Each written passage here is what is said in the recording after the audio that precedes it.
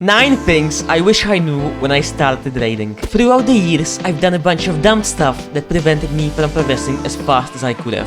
The moment I fixed each and every one of those, I've seen massive jumps in improvement, and I can guarantee if you learn even one thing, it's going to make a huge impact. Number one thing I wish I knew earlier is to not underestimate preparation. There are 3 levels to this, and you need to make sure you are doing the last one. The first one is no preparation. I mean, really? The second one is what I like to call budget preparation. Most people fall into this one, and it's simply watching one boss guide and calling it a day. No, that's a bad idea. I had to get a very painful reality check to realize that this is not enough. You see, I was trialing in a decent guild, but after my first raid, I got kicked. Why? Because frankly, I play like shit. Sometimes you don't get a second chance, so don't allow laziness to waste you the first one. From that moment on, I started taking things seriously, and that's what the last preparation is all about. We have so many useful tools that can help us learn and study for fights, so use them. For starters, you still want to watch a boss guide, but don't stop there. You also want to study multiple VODs of people who play your class at a high level. Bonus points if you can find a commentary.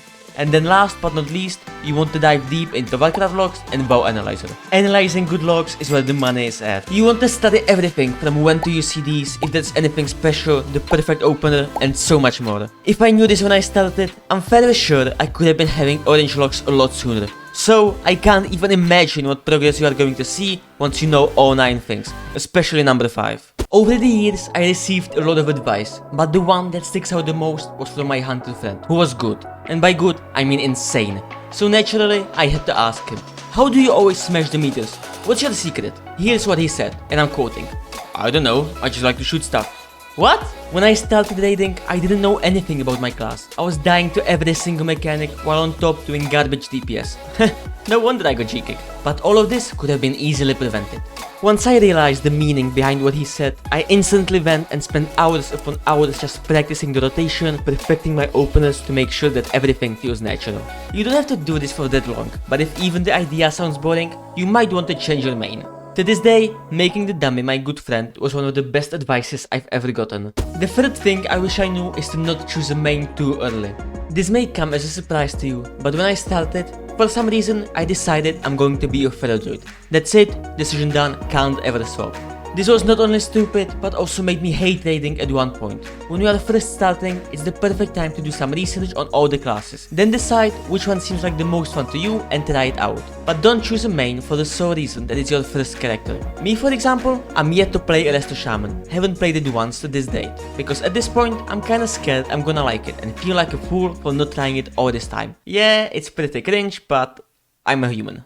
I mentioned it in my past 3 videos, and this one won't be an exception. The most studying myself I did when I was new to the game was thinking for 5 minutes on how great I performed. Spoiler, I didn't. Easily the most impactful thing I should have been doing right from the start.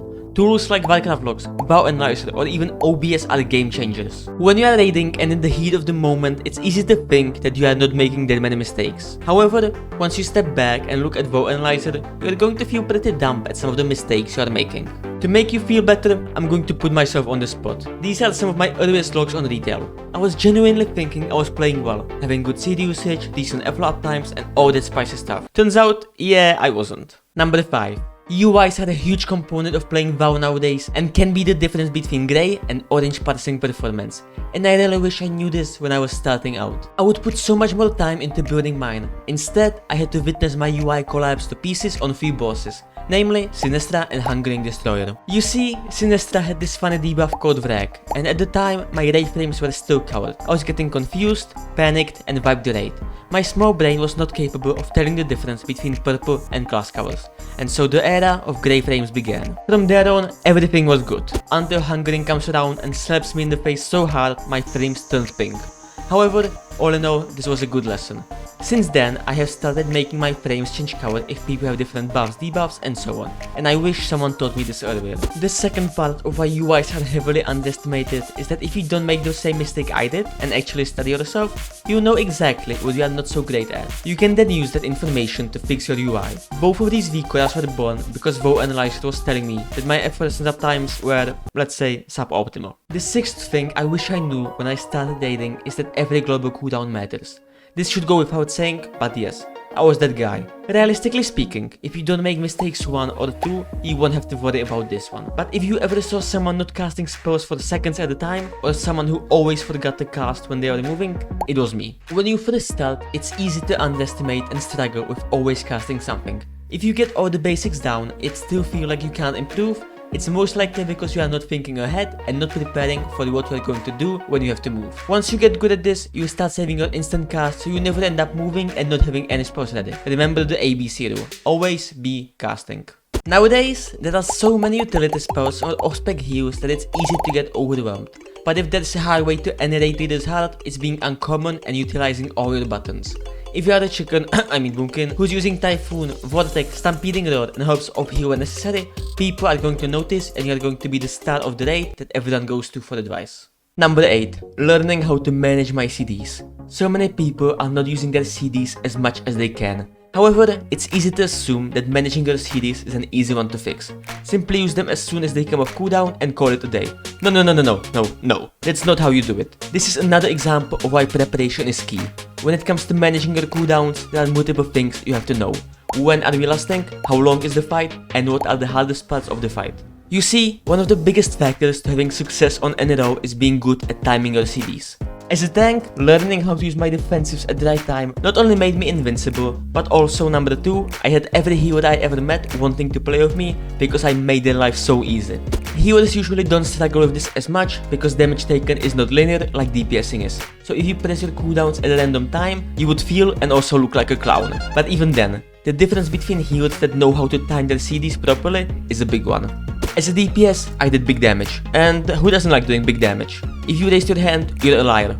Now to the honest people. The easiest way to see an instant improvement in performance is by combining your CDs.